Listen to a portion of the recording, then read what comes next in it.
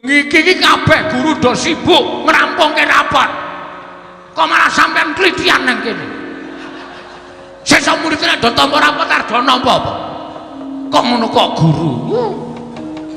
Gong iki dewaning para dewa. Orang wedi aku iki gentone para gendro. Nameng ditandhi karo dewaning para dewa ora muntir. Ora wedi aku. Yen ngono kita wani karo kadewatan. Apamu sing tak wedeni? Bagong, sapa ingkang wani karo para dewa, papane bakal tak besmi. Oke, ora masalah. Gong, dibesmi iki diapane? Embuh. Petok.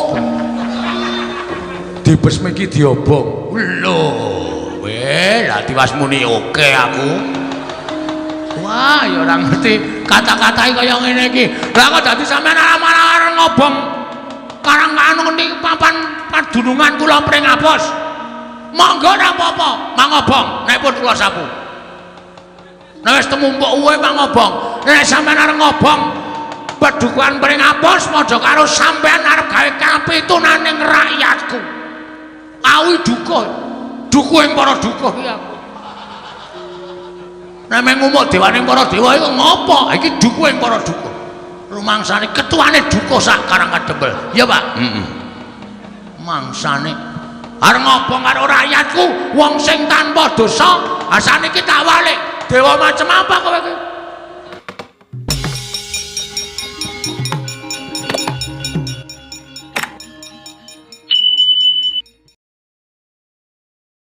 Yang kok anggere omong kok kaya coplok-coplok. Mula nek mama sego suwene ra jamak-jamak. Mama ngiwa rung lembut, mama nengen rung lembut, mama ngiwa rung lembut. Ndandane dombeni. Aku jijik. Wo. Terus aku terus lunga golek sendang. Weh. Adus nang sendang. Jam 12 bengi, plung. Adem banget. Aku terus ndegem ning pojokan tuk sing nang isor wit ringe. Dul desa Karangkadempel lho, Pak. Iya, iya. Sing ngendi? Sing sendang sing isor wit. Heeh, kae lho, Pak. Kae saluran pembuangan air limbah.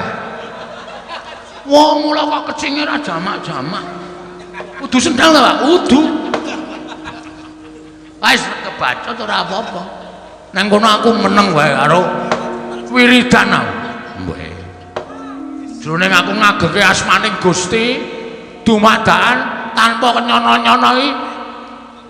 Terus tiba-tiba iki wong iki dadi sepi banget. Ora ana swara jangkrik, ora ana swara walang, ora ana swara apa-apa. Kupingku suarane mak nging ngono kae to, Pak. Terus tiba-tiba ana swara, Bagong, aja kaget. Ulun sing teka. Mbah, muni ulun ngono. Heeh. Wis tepung karo ulun lho, Pak. Maksude piye? Aku iki muni ulun sing teka. Engko gek tepungamu. Sapa e? Ulun sapa jenenge? Kuwi nek nyebut ulun iki biasane dewa. Oh, ulun Kang Prapta, Bagong. Aja kaget nanging ulun mung kirim rekaman swara iki. Marang jeneng kita. Mula rungokno rekaman swara ini iki ulun bakal dawuh kalan jeneng kita. Dawuhe dewa piye? Yen kita arep bangun desa, kita arep bangun papan panggonan kita, Bagong. Desa kita kudu mbok syarati, kudu mbok pendemi, ya kuwi siji pelem pertangga jiwa, loro jambu diponirmala. Mir, Pak. Sampeyan ngerti? Pelem pertangga jiwa jambu diponirmala niku napa, Pak? Dewane muni ngono kowe. Esuk utuh-utuh bojoku rung tangi aku wis mangkat ning pasar. Golek pelem pertangga jiwa ora ana. Anane ming pelem cengir, pelem gadung. Mana lagi? Aku ya terus ini pelem mana lagi? Lah mana aku yang terus apa kae pelem pernah Pak. Ning ora ana sing jeneng pelem pertangga jiwa. Pindah aku. Pindah toko buah. Weh. Pidato kok tak takone ora ana jambu Dipa Nirmala ya ora ana. Anane mung jambu Drsana, jambu air, jambu kluthuk, jambu monyet. Lho, jambu monyet wis ngerti lho, Pak? Urung rupane kaya gareng kuwi.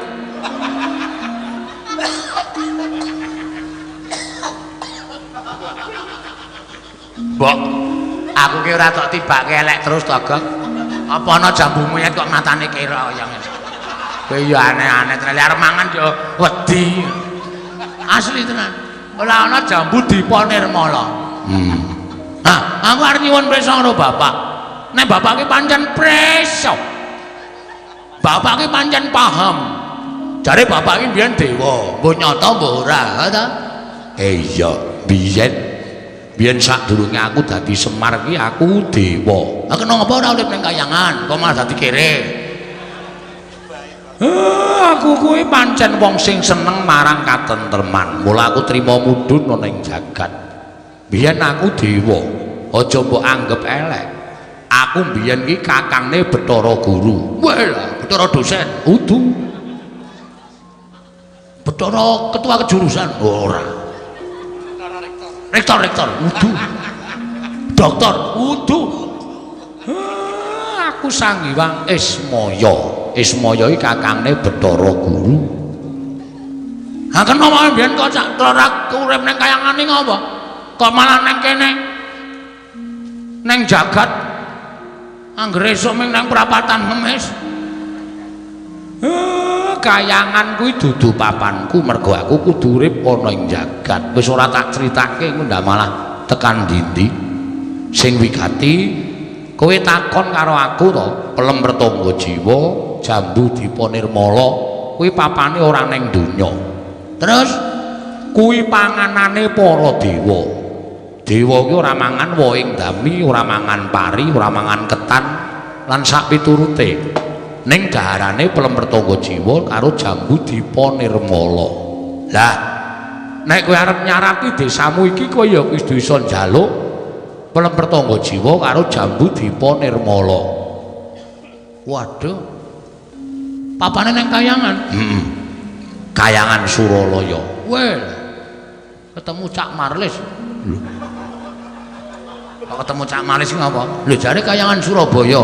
Wah. Budak. Suralaya. Suralaya iki ngendi, Pak?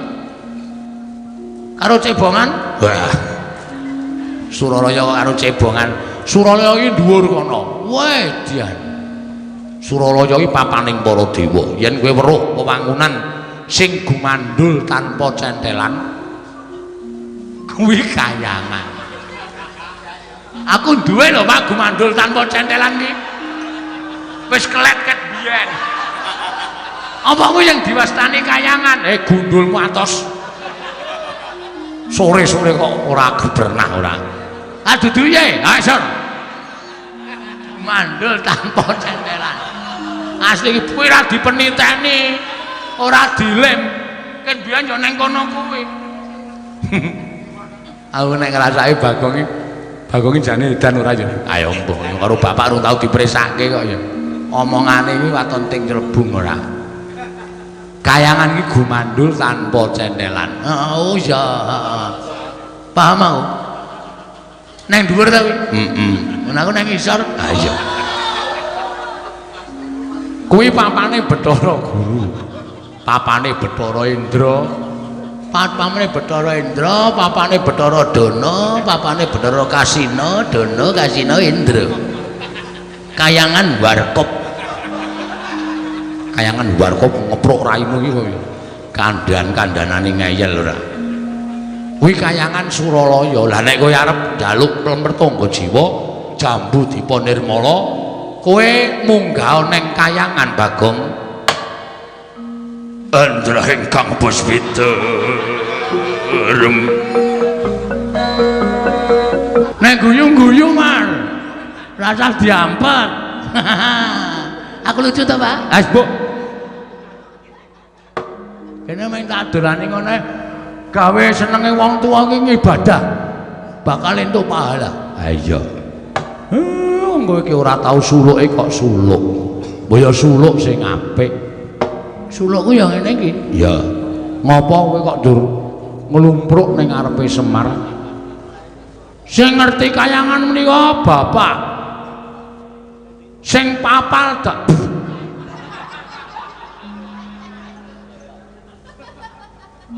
Bojoku takon nyemprot ben ikine do ilang kok ya ora disemprot to jan wis nganti walang mlebu cangkem bareng.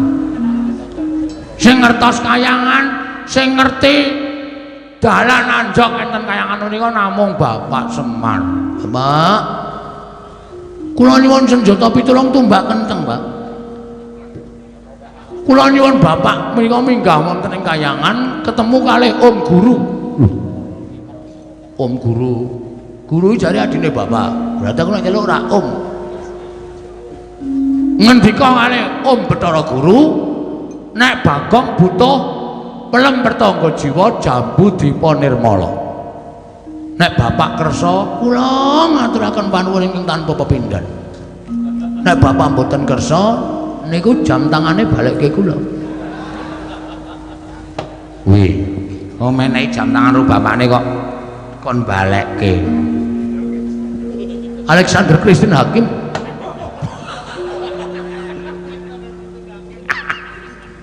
Merek jam kok disebut Alexander Christine Hakim nganti raimu kok piye? Ora kowe ngapain digluk-digluk ngantuk kok ora. Alang ya lelingguh ora bener kok. Nggih, Pak nggih. Disuwunke Pak supaya dusun kula tambah rejo, dusun kula tambah apik, dusun kula tambah becik.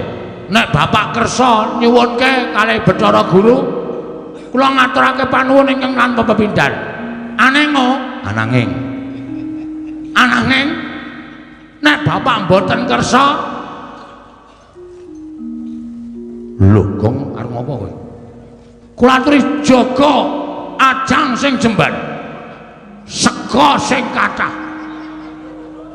rawe-rawe atas malang-malang putu mesti kula entekke. Oh ya tata basa ora pernah kok. Jagang sing jero beteng sing kandel. Ngono iki nek nantang karo negara, nek nantang karo wong ya ora nganggo jagang sing jero beteng sing kandel.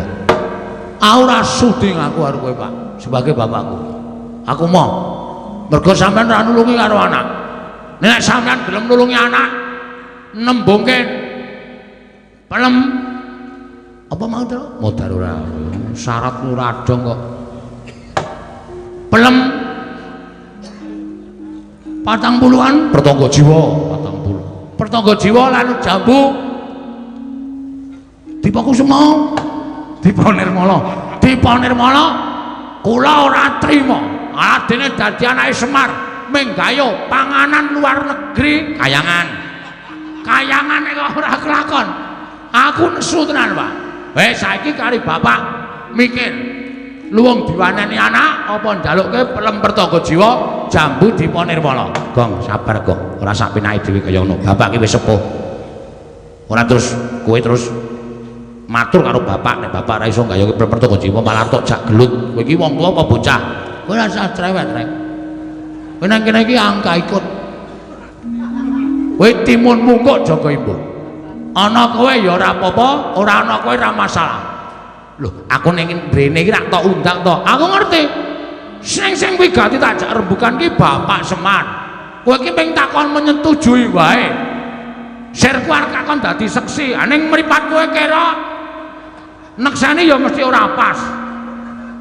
Kudune kowe iki manteng ngematke kene kok malah ngematke pojokan terus. Mbok mau ngerti ora sah rene to malah keloro-loro atiku.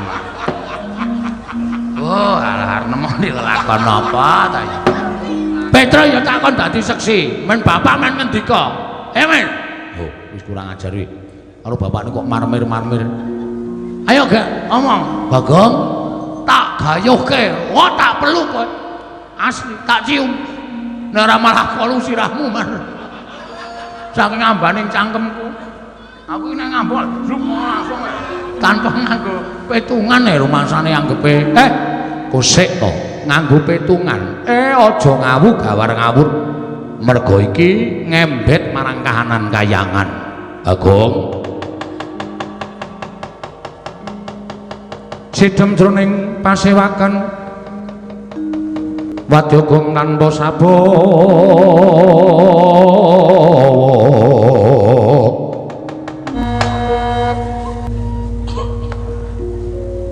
blegegek sadulita mel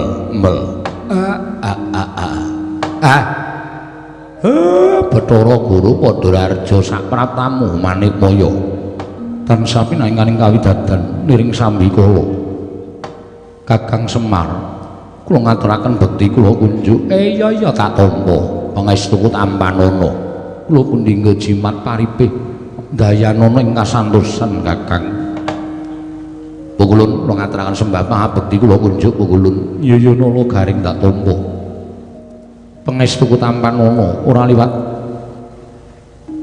pangestu ulun tampanana nala garing kula pundhingga jimat paripih dayanana ing kasantosan bekti kula katur Pukulun Yaya Petruk ndak tampa pangestuku tampanana Panakawan menika sangat anggen kawula ndadosaken jimat paribeh kepareng kula ngaturaken sembah sungkem kula kunjuk Pukulun Yaya Bagong ndak tampa ora liwat pangestuku tampanana kula pun dinggo jimat paribeh dayanane kasantosan Kakang Semar ginakaken dayaji pameling angrawuhaken dhateng ngrayipun Manikmaya kepareng kula cumadung dawuh Kakang Nayantaka wonten menapa Kakang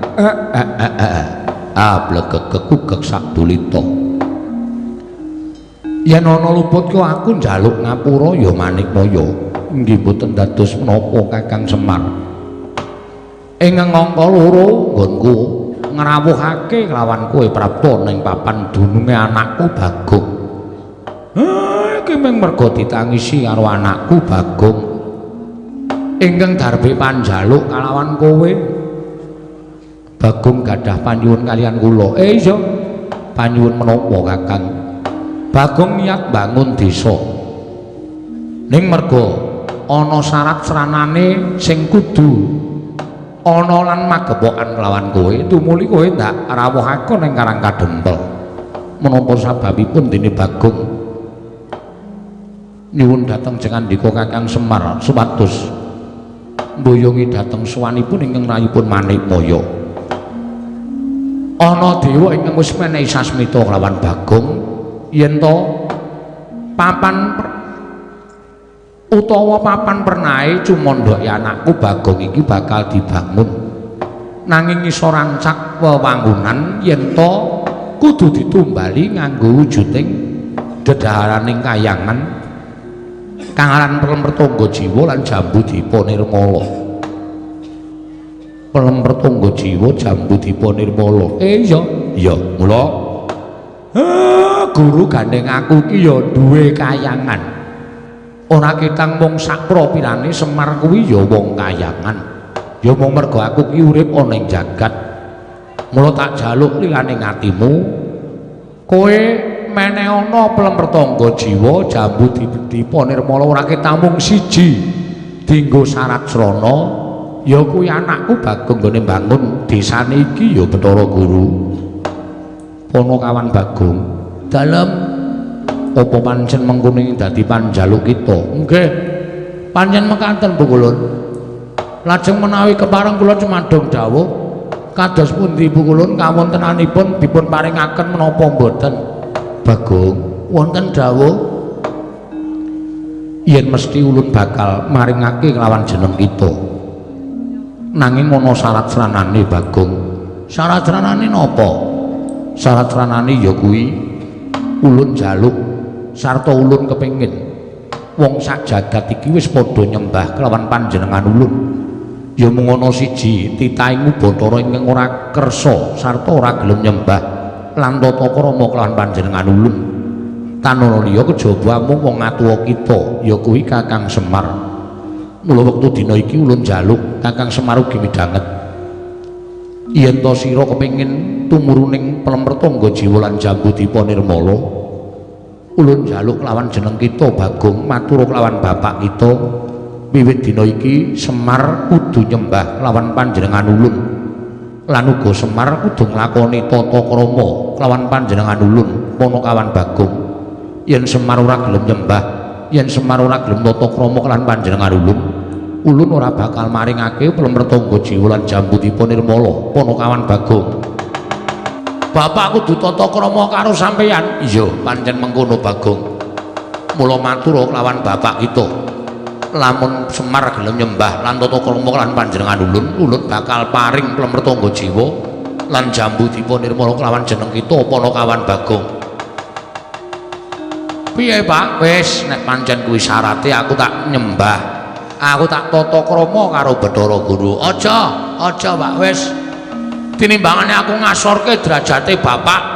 Tinimbangane bapak ki harga dirine tak ijolke karo 2 buah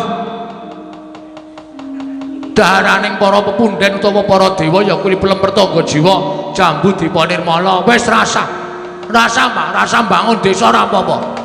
Bangane aku ngedol karo derajate bapak. Bangane aku ngedol karo harga dirine bapak ming supaya nyembah karo Bathara Guru. Ajare bapak iki kakangane Bathara Guru. Nek bapak ora nyembah, bapak ora tata krama kuwi sak trepe. Malah justru Bathara Guru sing kudu tata krama karo sampeyan wong umure tuwa sampeyan. Ning nek wong tuwa kon deku-deku ceciklu ning ngarepe sing enom, aku ora ikhlas, Pak. Aku ora ikhlas. Bapak aja nyembah aja tata krama karo Bathara Guru, bapak iki luwih tuwa. Nek ana tantrimane Bathara Guru, aku sing tanggung jawab.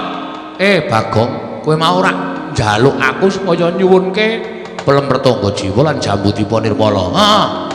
Lah iki wis tak jalukke wis kelakon wis ana syarat-syaratane. Ning aku ora ikhlas. Aku ora ikhlas. Ngene wae pukulun nek upama dijoli bathange gareng entuk ora? Ya truk mulih ya truk. Lah ngopo ya? Wah, aku jan keloro-loro terus kakang nika digatekke bathang arep ijol bapak iki anggepe kok menungso ora tenar nemoni lelakon apa ya kowe? Lelakon sing apik. Kon ngapake cah iki? Ijabno reng. Wis. Ijab-ijab dengkul murah. Mboten bareng. Nek pukulun tesih kepareng badhe nyuwun srana menika taunana windanana kula mboten ajeng ngiklasake. Ewa semanten paduka pukulun mboten kepareng maringaken Plemrtangga Jiwa Jambudipun Nirmala. Sampeyan mboten ngerti to, kula niku bekas maling. Dadi kula nek nyolong Plemrtangga Jiwa kon nyolong Jambudipun Nirmala. Nek ra tak yok sakwite rontok kabeh aja dundang Bagong. Lho, yen ngono kita malah bakal wani gawe rusak kayangan. Ora perkara gawe rusane sampeyan duwe syarat kaya ngono kuwi syarat sing tidak masuk akal.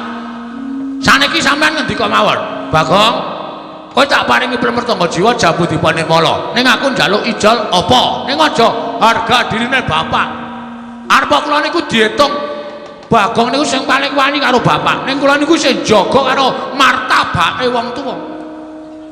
Apa kok martabak? Martabak. Kowe ora ndek martabak ya, Pak? Ora. Sosis duwe.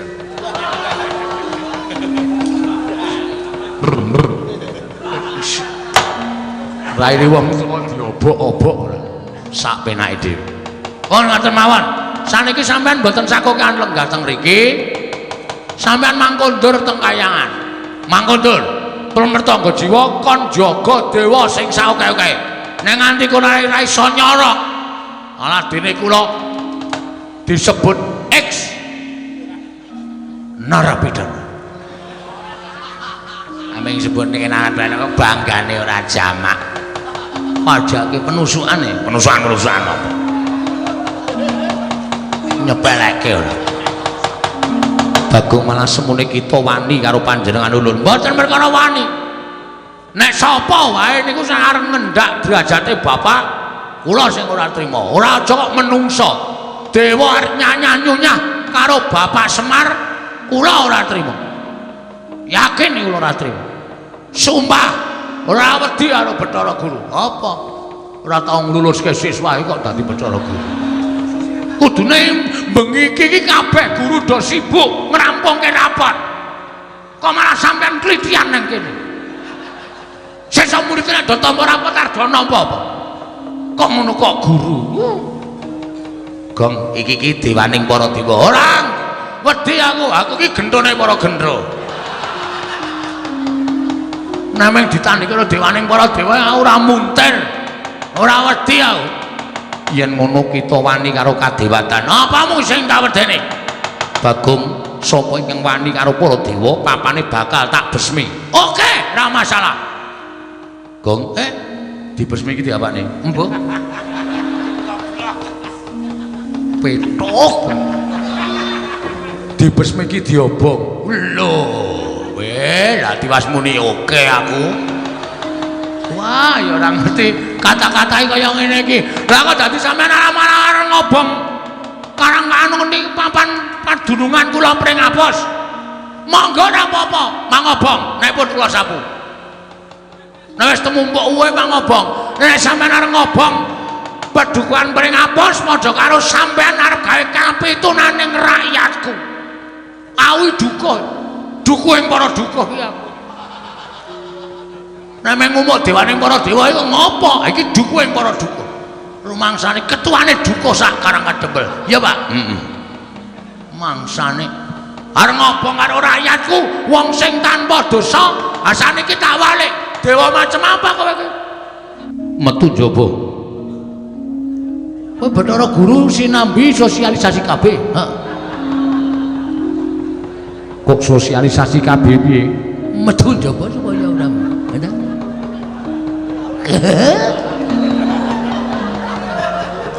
Celeng tenan kok Cak. Dewa kok dakjok omongan kaya ngono. Ora metu njaba, nek kula tau tuku pil-pil tak doko sanggon-gon, pil totoni pitike ora ngendhok. Lah. Ora ana sangkut paute kok sabenake dhewe. Kuwi iki dagelan, kudune le metu kok gara-gara. Oh iya ya. Saiki ora gayeng ya, ora gayeng kok ya. Nek wis aku takon karo kowe, Gong, anakmu pira? Kowe mangsuli 16, kok ora kabeh. Aku tuku pil ngono kuwi kok penonton duer. Aku Bathara Guru kok ditawani pil. Aku iso kebablasan nek ngomong. Pon, kula tunggu pripun karep sampean? Metu njaba, mang medhase. Mengke kula nututi karo sampean.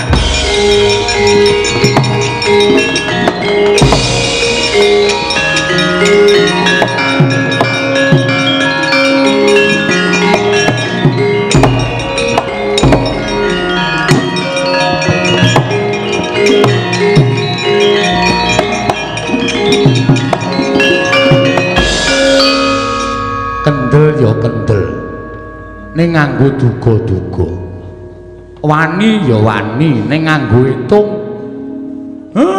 Aku ki ngerti nek kowe ki wong pancen wong dugal kewarisan. Nek muni bener kowe ki sapa-sapa ora wedi, ya ngono kuwi pancen apik.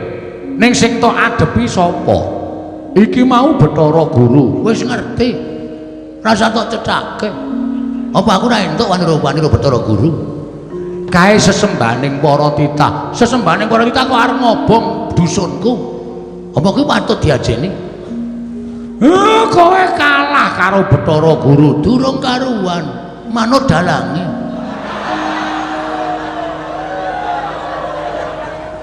Kandhani ngeyel, ora ngeyel. Lho iki ning kene iki filosofine wayang iki ning kene iki.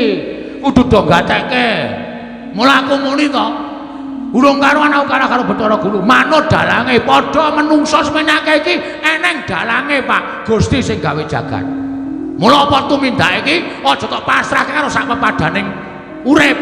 Kowe takon aku tumindak ngene iki bener apa salah ya? Terus kono kancamu muni salah, kowe dosa kecemplung neraka. Apa dhae iki ponakane sing gawe urip apa piye? Pasrah bener iki pasrah karo sing gawe urip. Bener luput ki sing gawe jagat sing nemtokke. Ngono lho. Paham ora kowe? Wah, tuwa ming putih rambute tok. Cukur sisan. Budhe ben bapak tok terke cukur to, Pak. Terke ngomong takon muhake. Ora dadi rambute brodol. Cah edan rampung cukur aku ngilo kok gila dhewe. Cah kok kewanen tenan. Ngono. Dadi kowe kudu mbah gagas arep ngadegan sak sembrono ngene iki ning nek dipikir akeh piwulang-piwulang sing luhur, piwulang sing becik, piwulang sing apik. Contone Bathara Guru ki mau dewaning para dewa. Ning kae dudu sing gawe urip. Kae mung utusane sing gawe urip. Mula kedunungan salah, kedunungan luput. Lho bener Bagong reng Pak. Ngono ya pancen. Heeh. Kaya to aku kan bangun desa.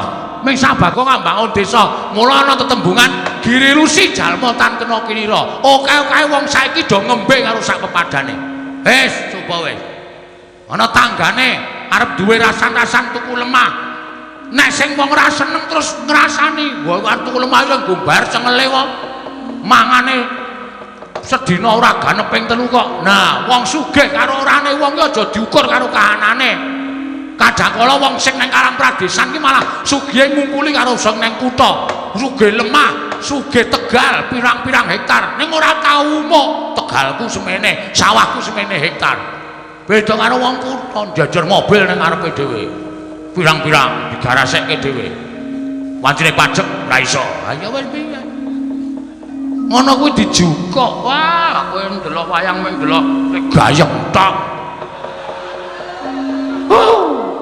Amang arep gayang tok nangga campur sari sadagelane. Ora gayang ora jama-jama. Di sini ini yang perlu diperhatikan, Mir. Mir. Wis ben ora apa-apa. Ngono lho. Aku ki kadang-kala ya dadi wong sing duga, gleleng nek omong troco. Saru troco, sakepene dhewe. Ning kadang-kala nek iso methek sari patine omongane Bagong ki ada juga yang perlu di apa ya namanya? Saudara-saudara diikuti oh ngono ya Kang aku wani karo Bathara Guru kuwi ora wani karo Bathara Gurune ning wani karo sipate lho kuwi ya perlu diteliti kadang-kala ana bocah wani karo wong tuwa dina wani karo wong tuwa aku ora wani karo sing bapake kae ning wani karo tabiate karo bapake kae wong sing tuwa sing seneng suyah-uyah kae kudu dielingke nek ora dielingke ndak arep sapa-sapa arep didak cengele ngono kuwi Pak mula aku ki ngangkat Bagong sebagai kawula cilik sing wani karo para penggede-penggede ini menjadi suara rakyat lewat pakeliran ngono lho nek ora ana sing bengok ta bengok aku ning ditanggap ayo ora ditanggap nek kon bengok-bengok demo ya aku iso dicekel nek ngene kan aspirasi suara aspirasi rakyat yang lumantar Bagong ngono lho Tru paham ta paham pinter nek kowe sing kaya kelinci kuwi lho ndong ra kuwi yo bali yo Tru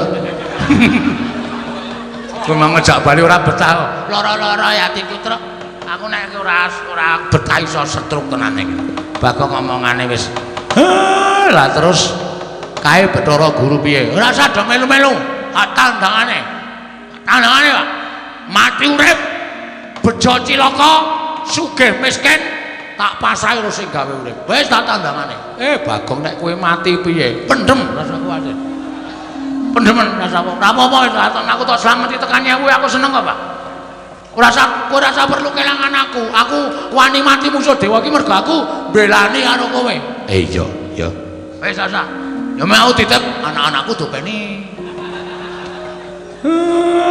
mati yo titip apa main titip rokok tok ya ora mungkin kok ya aku titip anak-anakku tak belani Pak aja kuwatir aku yo belani desaku Pak desa iki bumi wutah getihku desa iki aku urip nang kene mangan tanduran nang kene aku ngombe seger banyu desaku kene nek iki ora tak belani sar belani sapa ini bumi tumpah darahku ngono tak tohi pati sapa sing arep ngejeki desaku sapa sing arep ngrusak adat budaya desaku sapa sing arep ngrusak katentremaning desaku ajange ning dadane Bagong wah heroik iki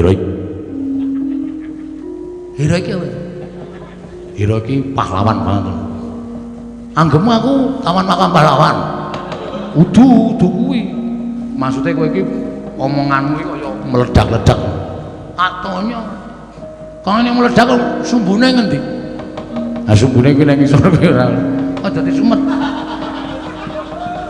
ya bengok-bengok tenan ha iya wis ngono wae ya Pak ayo aku tak metu Jawa tak methoke Bathara Guru lah aku kowe tak setelke video limbukan ya Pak oh iya kaya kowe kemengkari nonton kaya ana CD VCD AB oh tulisannya WL klasik limbukan bintang tamu Elisa, Tatin dan sinden-sinden warga laras karo ngisor dhewe sih ana. Iya iya. Tak setelke tak tinggal perang ora sampe melu ya. Ya. Engko nek manteni nggon abing-abinge dipejet. Engko napa-napa. Kuwi nek dipejet biasane sok yong ngono. Terus metu macet. Nek anune metu apa nih? Kepingane metu. Petro sing wis tau nyetel televisi ya, Tru. Wis. Duwe ta Tru kowe duwe nang omah. Syukur. Kok pasrahke Petro nek mateni ya. Ya. Nek gareng cetok ra iso ngomahe elek banget. Ya Tru mulih ya Tru. Ya mulih terus. Aku kok keloro-loro nang VCD kok ora kuat tuku kok dadi diece karo Bagong aku. Ya Tru ya. Engko nek dipateni anu di apa jenenge cop-copane dijabut ndak listrike ndak boros. Ya. Mergo aku listrik nganggo pulsa. Oh iya. Kae wis nyuwara nit ngono, Tru. Oh iya. Nah, nyetel tuku ana pulsa ya, Tru. Wah. Ayo padha karo ngopo tiang. Ambe nyetel anu kok nukoke pulsa. Ya. Heeh. Engko dicopot ndak boborosi listrik. Ya. Aku akon kowe mergo kowe ngerti carane nyopot listrik. Nek gareng ora bakal iso wong omahe nganggo sentir ya.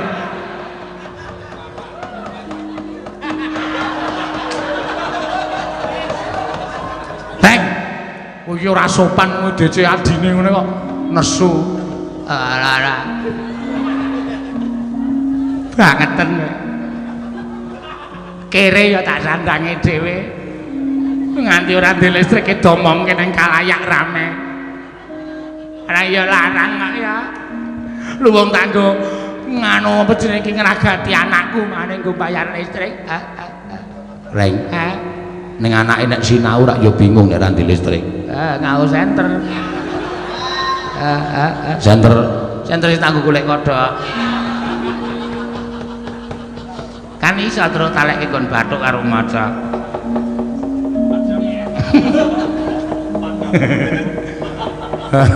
Aneh-aneh. Kowe kono Pak, kono masuk kono.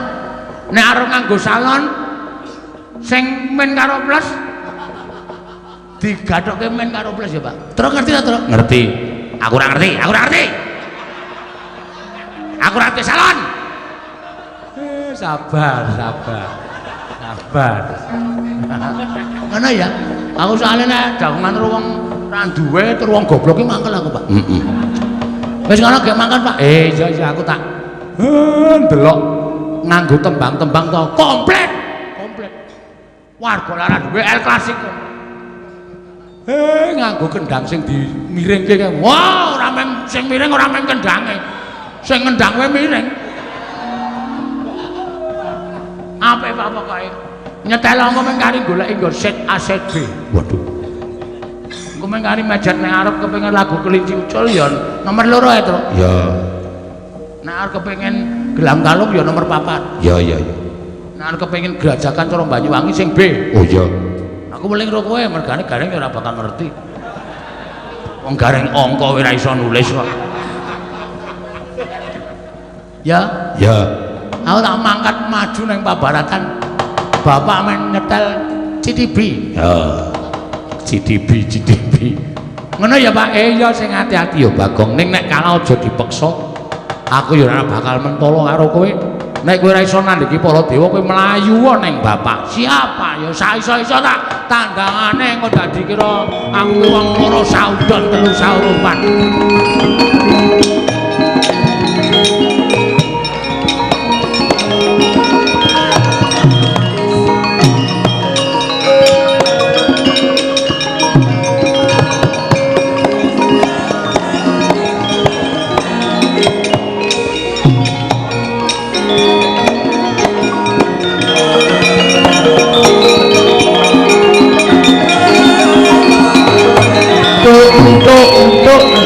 Untuk ayo melek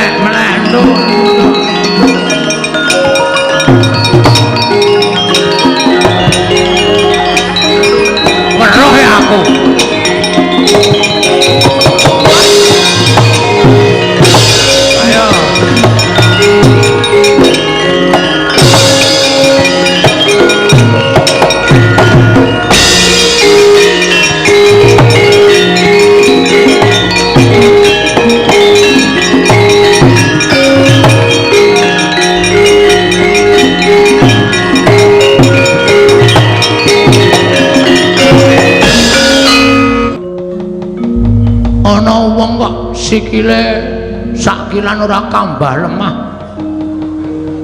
Tukang sulap kowe. Wis. Aja ngawur-gawur ngawur. Kita takon lawan panjenengan ulun Bathara Indra Bagong. Weh, lha iki pancen Bathara Guru ki ora mung lelamisan ngancam karo kahanan dusunku. Ning pancen lahir batin ketok iki dewa Bathara Indra dasar pranyata. Bagong, nun. Semar kudu nyembah kelawan wong atuaku. Siwa Ismaya kudu nganggo tata krama kelawan wong tuaku. Yen kowe isih kepengin entuk Pelemertangga Jiwa lan Jambudipun Nirmala. Lah yen kowe ora kepengin entuk Pelemertangga Jiwa lan Jambudipun Nirmala, aja takon dosa papan dunungkumu iki bakal tak besmi, tak bumi angus. Para kawan Bagong.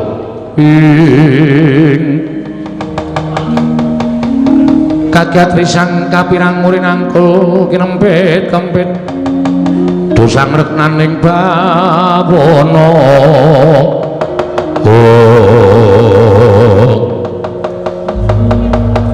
Wis dadi niating atiku Ndra. Ora basa karo aku. Abokar gelut kok basa. Nek wagu panjenengan wantun karo kula. Ketiban asta kula. Ah, ora wangun gelut ki ya sapa anane. Nek kowe niat arep gawe geger dusunku kowe arep bumi angus, aku sing bakal dadi pepalange. Aku sing bakal ngayomi kawulaku. Yen ngono pancen wani karo dewa sing kawedeni awamu ora minggat dibantanganku kakon tinju ngakirat nyawamu cemplungke kawah condro dimuka. Ayo maju sejangkah, kowe maju sejangkah, aku maju sejangkah, terus istirahat di tempat. Wah, aku omongan karo wong edan ki malah suwe-suwe iso melu edan.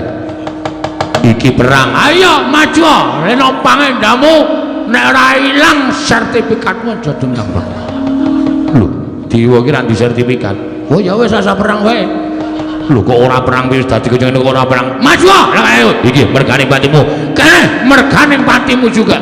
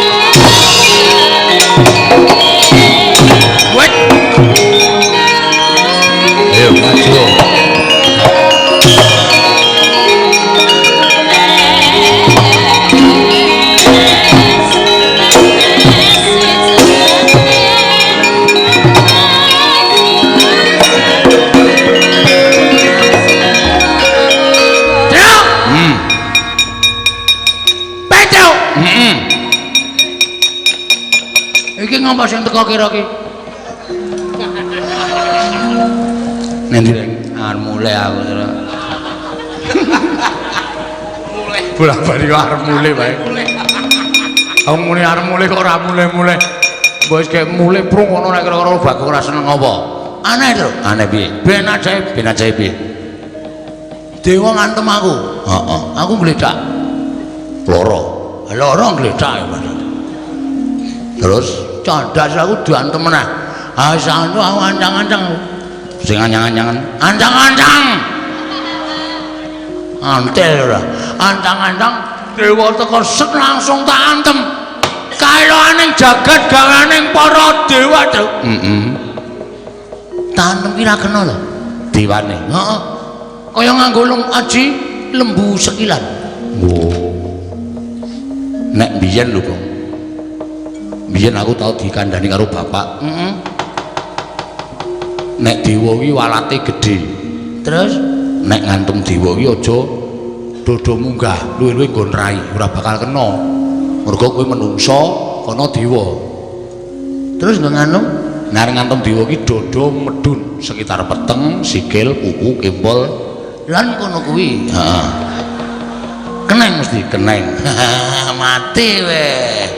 Antem jajamu gledak betot tenan. Sakarmu pokoke. Sing penting pokoke iso menang karo dewa. Mingke, Tru. Iki asli lho iki, tenan. Ora ngapusi ta kowe? Ora. Sing ngomong sapa? Bapak. Nek sing ngomong bapak percaya aku.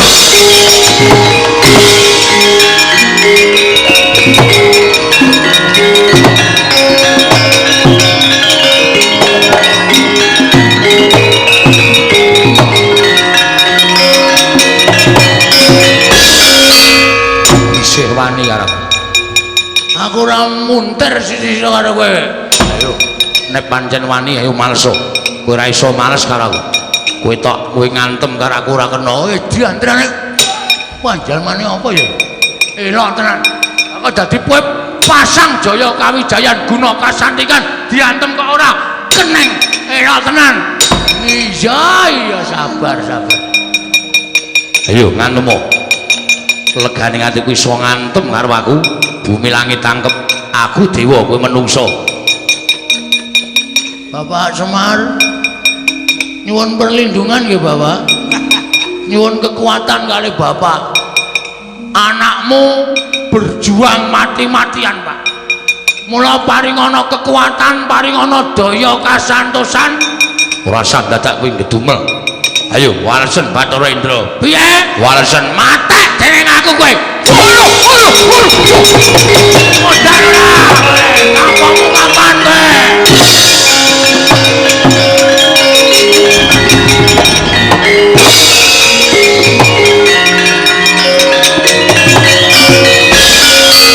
Dian gugu arep iki. Waduh.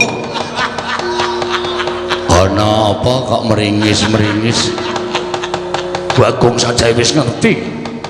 Keringkianing dewa mripate mendonong.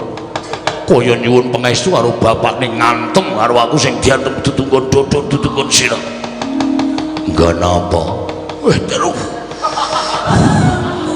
Jebul dewa ku ya iso mules.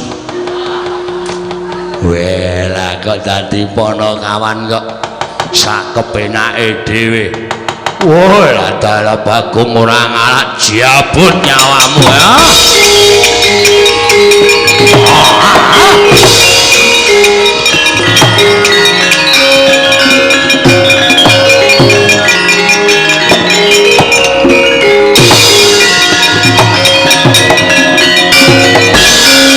Sapa iki? Dewa jenggote dewa baca iki. Takon karo aku Yama Dipati. Yama Widuri Dipati. Yama Dipati. Ya dasar para nyata. Kowe Bagong wani gendak sikara karo Bathara Indra kaya adikku. Kowe iso ngantem Bathara Indra. Piye, gleleng ta aku? Kuwi sing nganggo tepa-tepa nek sekuat tenaga iso mletis mama. Ora wawo-wawo. Aku dewa tukang jabut nyawa. Aku namanya jabut untu kulino. Jajal piye? Wis untu waras wis jabut ora kekejek kowe. Mati dening aku panggal ayo ni mati ya. Ayo. Waduh. Bagong. modal ora.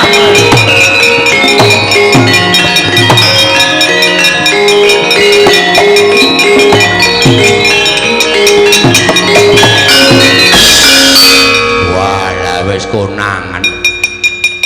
Ora iso ndumuk dewa ning mbok menawa wis dikandhani karo Semar. Ora diremet sak kayang.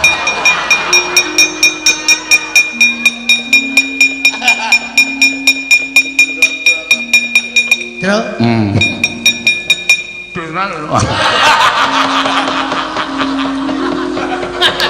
Enggak antil ora. Asli ora cakep tangan. Ha iya. Mula merucut. Halo kae, Bathara Brahma kok? Bathara Brahma. Wah, nak nyiling go nyemet rokok. Kok Bathara Brahma nyiling go rokok ora? Dewane geni to? Iya. Bagong. Nun. Kowe wani ngundurke para dewa, ora wedi karo aku. Ah ora wedi sapa-sapa. Aku wedi mung karo wong nagih utang tok. Liyane ora sing tak wedeni. Tak obong omahmu, tak obong desamu nganggo dhewe kekuatanku. Weh, ora macem-macem weh. Ora mesake karo kawul aku apa? Ora ono mesake karo aku. Terus siap, Tru. Terus anu apa jenenge? Apa jenenge? Anu apa jenenge? Kuwi lho sing digo nyemprot lho. Selang. Selang dilebokke nang irunge gareng kae. Arep bali aku, Tru.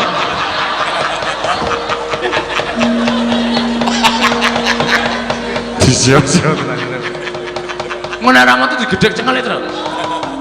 Ae ngono mati dening aku kowe Ponopan Bagong.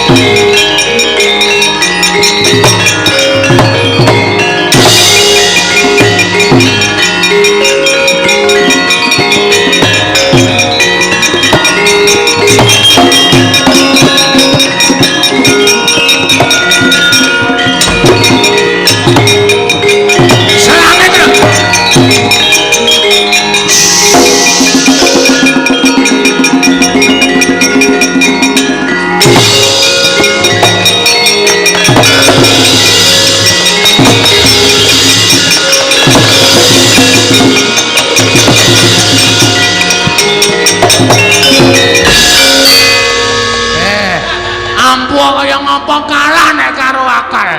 Aku terus gawe blumbang. Terus gawe blumbang. Geni anggere liwat blumbang mabes. Liwat blumbang mabes. Ben ngobong mburiku. Ora apa-apa. Ayo kowe Bathara Brahma genimu ora ana paedahe. Ayo arep ngetoke apa meneh kowe saiki kalian.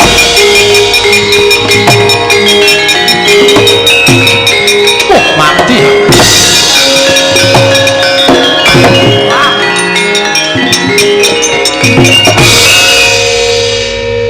Lek gawe blumbang kejembaran. Lek gawe awan mlumpat mah kecemplung. Truk, gentane sik tak adus. Wah.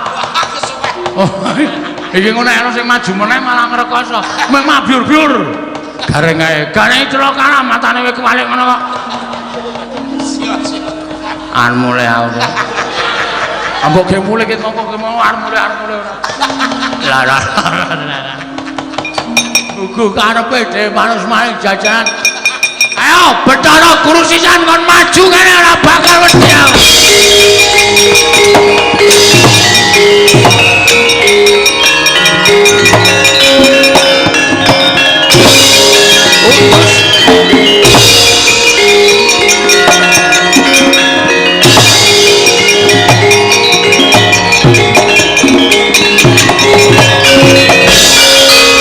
Kok mundur? Bathara Guru maju tenane. Oh. Aku wedi. Tangane kono papat e. Piye? Nek tangan loro cekeli tangane dhewe loro. Terus sing tangane dhewe loro ngamplengi aku, modar aku. Oh iya yo mesti menangan ya kok mesti menangan. Terus saiki piye? Matur, Pak. Oh iya. Bapak ora urung yo dikatut-katutke. Wis ora wae Semar ya kudu melu cawe-cawe perkara iki. Nek ngono ayo mlayu wae Bathara Guru men ketemu karo Bapak Agong. Yo, ayo Bapak.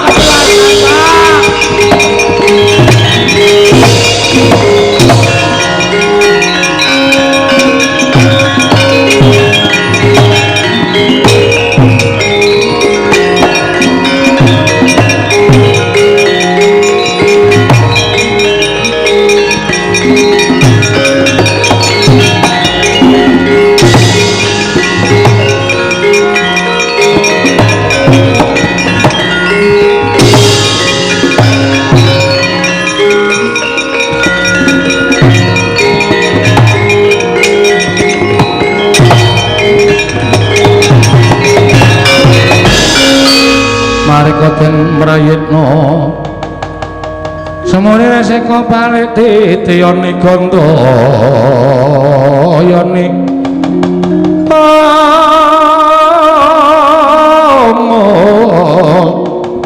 Trisanya Purnama sasi Kakang Semar apa Bathara Guru Bagong sampun damel wirang kula Bagong sampun ngucemaken asmanipun kadhewaken mila dinten sak mangke kula nyuwun Kakang Semar masrahaken Bagong tak masrahke karo sapa kalian kula kok sik to sing luput ki kowe dudu kok Bagong nek perkara mau tok gawe gampang mergo ora keteng sithik lan sedhela aku ki tau tate ngrasake urip ning kayangan lha kok dadi kowe men dijaluki pelemper tangga jiwa jambu dipone mala kok awel kok dadak kudu ngidak karo derajate kakangmu nek kowe mau ora omong werna-werna ning ngarepe Bagong mesti ora bakal wani karo kowe ning ngarepe Bagong ki wong merusal bedugal ning dheweke ngerti tata krama ngerti unggah-ungguh tresna karo bapakne ngerti bapakne arep didak martabate Bagong ora entuk didak martabake itu ayo lalu wong dipangan ya martabat kowe cara sekolah cerewet ayo mulai terus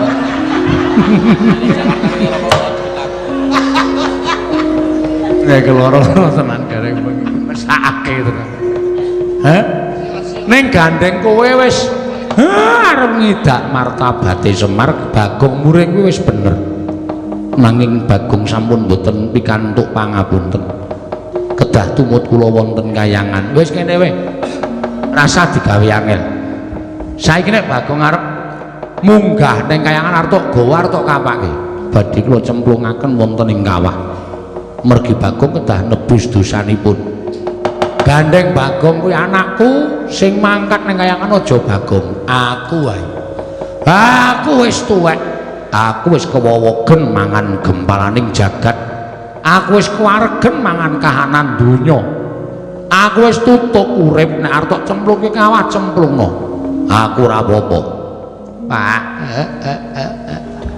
aja ya Pak aku isih dibutuhke aja Pak wis gak menyang kono Mir kuwi penemu dhewe-dhewe to Go aku ki wong ora tau mlebu gedang to nek Semar mangkat mbok ben mangkat ora masalah. Cemplungke kawah ki engko gak renang ya, Mir. Wis iki. Condro dimu kuwi apa? Kula renang to. Wah. Kuwi nggon papan panyiksan menungso. Waduh. Ya aja, Pak. Menengo. Iki nek ora kaya ngene iki ndak ora rampung-rampung. Aku gawanen. Kakang Semar lilo. Ora lilo ngopo? Awong ming mati kok ndak tak gondeli tak aweli ngopo aku ki ya wis ngenteni pati mulo nek arep nyengkake patine kakangmu aku malah seneng patenono aku ora apa-apa cemplungno ning kawah Pukulun sampun ngantos namung bapak tok Pukulun kula iki saged dados nirunipun aji kula Bagong kula cemplungke kawah iki mboten napa-napa ning kula nderek bapak malah apik kuwi wis ora ana gunane kok kowe urip ning jagat iki. Mulai ora. Biar mulai. Ora betah terus. Suarane Bagong ngantos ora jamak-jamak. mboten namung bapak ning Petruk nggih mangkanthi teng Kayangan. Mang beto teng Kayangan. Kula gelem cemplungke kawah nyuli adi kula Bagong. Sampun maneh nang Semar kare Gareng kare Petruk. Aku ya sago. Bagong ora usah melu. Aduh. Kancaku sapa, Pak? Kowe duwe kewajiban bangun desa. Dirampungke sik. Bapakmu dari tumbal rapopo, kakakmu Petruk Gareng. Mlabuhi kowe rapopo sing wigati gegayuhanmu kasembadan. Wis go keri ning omah. Sekarang gedhe menyang. Lho. Kok mlato susu-susu to? Mengkale ping bapak Petruk Gareng. Iya, aku Petruk Gareng. Wis kono mangano. Nang bojomu rasa dijak. Ada pateni. Mulai ya ya yuk. Mulai ra. Menawi ngaten tetelo sampun ikhlas monggo kula kanthi minggah wonten ing Kayangan. Nala Gareng Petruk ayo. Nek pancen Bathara Gulu mentala, ora apa-apa. Pancen iki dalane awake dhewe. Bagong ditutuk kene bangun desa rasa mikir, bapakmu rasa mikir kakak.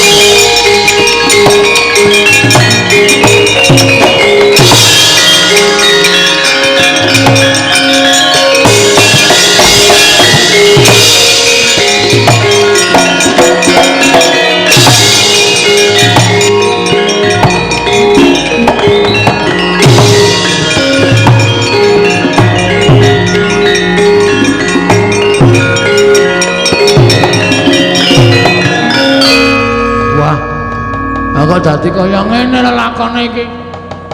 Terus aku kon ngopo wis jajale? Ijen malah rumangsaku Semar ki nibake kewajiban abot karo aku. Ane ana kancane Petruk Gareng isih lumayan isih iso tadak ngembat abot entek ing pakaryan amis baci ning kawontenan. Ane iki nang ngene iki piye aku?